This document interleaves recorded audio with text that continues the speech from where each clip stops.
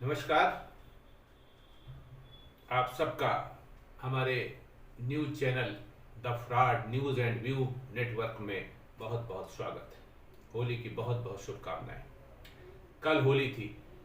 होली यानी तमाम गिले शिकवे भुलाकर पुरानी यादों को नए रंग से ताजा और गहरा करने की तारीख।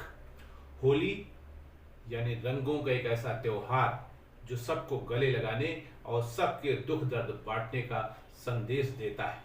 होली यानी पतझड़ के बाद नए पेड़ों में किल्ले और फूल निकलने का त्योहार। लेकिन अब ये पर्व या ये त्योहार सिर्फ और सिर्फ अपनों में ही नहीं बल्कि अपने में ही सीमित होकर रह गया है। तभी तो मैं कहता हूं कि होली के दिन अब लोग गले भी बिना मतलब के नहीं मिलते, बिना जरूरत के नहीं मिलते। होली का वास्तविक चित्रण आप तक पहुंचा सकूं, इसके लिए हमारे संवाददाताओं वासिल चौधरी हापुड़ से, मोहम्मद सादान हुसैन प्रयागराज से, अनुभव सिंह बाराबंकी से तथा लखनऊ से मनीष लोधी, शुभम यादव, अभिषेक यादव तथा मंजीत यादव ने जो रिपोर्ट भेजी है उसके मुताबिक अब होली में लोग दूसरों के घर जाना तो दूर, अपनों के भी घर जाने से कतराते हैं, सकुचाते हैं। आज हालत ये हो गई है कि अगर आपसे काम निकलने वाला है या कोई काम होने वाला है तभी आपको फोन करके बधाई दी जाएगी, अन्यथा तो फिर व्हाट्सएप है, एसएमएस है, मैसेंजर है, इससे काम चला लिया जाएगा। कोई आपको फोन करके बधाई देने वाला नहीं। जवाब में क्या आएगा? जवाब में बस इमोजी या थम्स अप, इतना हो गया। इसके आगे कुछ नहीं। सब कुछ आहिस्ता आहिस्ता धीरे धीरे खत्म होता जा रहा है और इसका प्रमुख कारण है पैसा। हर व्यक्ति धनवान बनने की ओर अग्रसर है और धनवान बन भी रहा है, इसलिए सारी समस्याएं आ गई। क्या जमाना आ गया है। मैसेज भेजते हैं जब तो न हम आपके भाव को समझ पाते हैं और न हमको कोई उसकी अनुभूति हो पाती है। कभी कभी मैं सोचता हूँ कैसा बदल गया है इंसान, जिनको जानता नहीं, जिनसे रोज मिलना जुलना भी नहीं होता और न ही बात होती है, उनके यहाँ होली के बहाने मिठाई और बुके लेकर पहुंच जाता है। शायद इस आशा और विश्वास के साथ कोई मतलब निकल सके, कोई काम निकल सके या किसी खास जरूरत पर वो हमारे काम आ सके। जबकि अगर मतलब नहीं है तो दूर रहने वाला बेटा भी अपने बाप को फोन करने में और उनको शुभकामनाएं देने, आशीर्वाद प्राप्त करने में लज्जा का अनुभव करता है। ये बात मैं केवल होली को लेकर ही नहीं कह रहा हूँ। इसी तरह की कुछ व्यवस्था ईद में भी हो गई है, जो मुस्लिम समाज का एक त्योहार है। मतलब साफ है कि त्योहार और पर्व अपनी वो खासियत, अपनी वो सलाहियत और अपना वो स्नेह भूल चुके हैं। अब अगर कुछ याद है तो रिश्ते के नाम पर सिर्फ और सिर्फ मतलबी रिश्ता। कल मैंने स्वयं सुबह से शाम तक अधिकारियों और मंत्रियों के यहाँ होली की बधाई देने वालों की भीड़ देखी।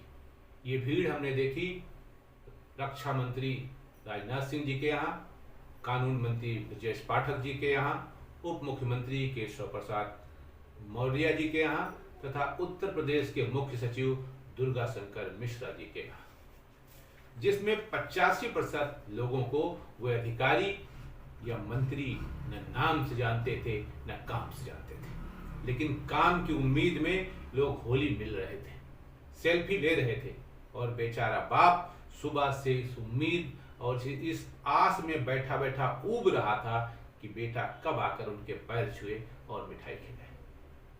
मैंने लखनऊ शहर की कई कॉलोनियों में जाकर देखा कि सड़कों पर सन्नाटा पसरा है। लोग अपने घरों तक ही सीमित हैं। वो तो कहो बच्चे थे जिससे पार्कों में रौनक थी। इसको अगर मैं दूसरे शब्दों कहूँ तो अगर घरों में बच्चे न हो तो शायद त्योहार क्या है इसका अंदाजा ही न पता चले, सब अपने तक सीमित होकर रह जाए। बच्चे अगर न होते तो फिर और गजब का सन्नाटा होता। शहरी एरिया में जो पार्क है उनमें बच्चे होली का हुड़दंग मचाते हैं, खेलते हैं। महिलाएं घर में गुजिया बना रही थी और पुरुष गुजिया खा रहे थे। यही थी होली। सेल्फ सेंटर, अपने तक ही सीमित रहना। ना आप हमारे बारे में सोचिए, न हम आपके बारे में सोचेंगे।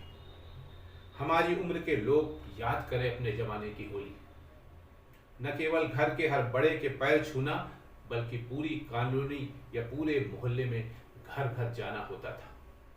न हिंदू से शिकायत और न मुस्लिम से परहेज, दोनों घरों में जाना पड़ता था।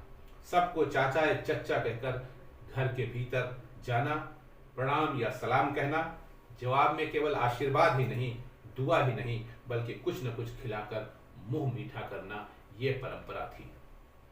यही थी होली की परंपरा और यही थी ईद की परंपरा।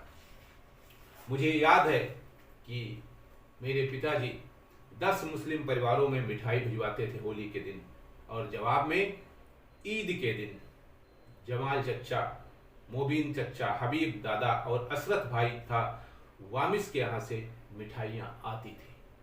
ये वो जमाना था जब माँ बाप के पैरों में जन्नत देखी जाती थी। माँ बाप का हुक्म सरोपरि होता था, लेकिन आज रिश्ते की परिभाषा बदल चुकी है।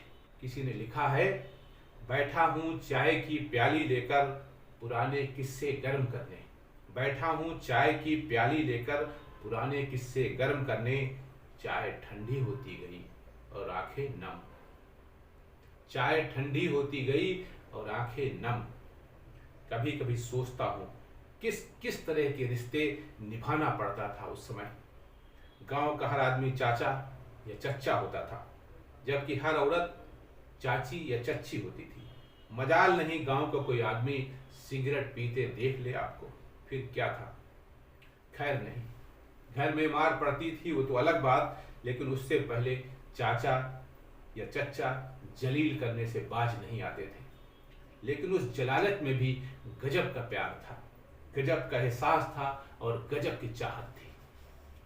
बाप से आंख मिलाकर बात करना तो दूर, बाप के एहसास से ही रूह कब्ज हो जाती थी। लेकिन आज की पीढ़ी बहुत प्रैक्टिकल हो चुकी है। वो अपना अच्छा और बुरा बखूबी जानती है। वो नमस्ते तभी कहती है जब कोई मतलब होता है, वरना यूं जा रहे हैं जैसे हमें जानते नहीं। उसके लिए हर रिश्ता एक सीढ़ी जैसा है, जिस सीढ़ी का इस्तेमाल करके वो मंजिल तक जाना चाहता है, आगे तक जाना चाहता है, लेकिन ऊपर पहुंचकर उस सीढ़ी को या तो छत के ऊपर डाल देना चाहता है या तोड़ देना चाहता है। ये रिश्ता है। फिर कैसे रहेगी उस रिश्ते में कशिश, कैसे रहेगा उस रिश्ते में प्यार। तभी तो किसी ने लिखा है, अगर नए रिश्ते न बने तो मलाल मत करना, पुराने टूट न जाएं, बस इतना ख्याल रखना। पुराने टूट न जाएं, बस इतना ख्याल रखना।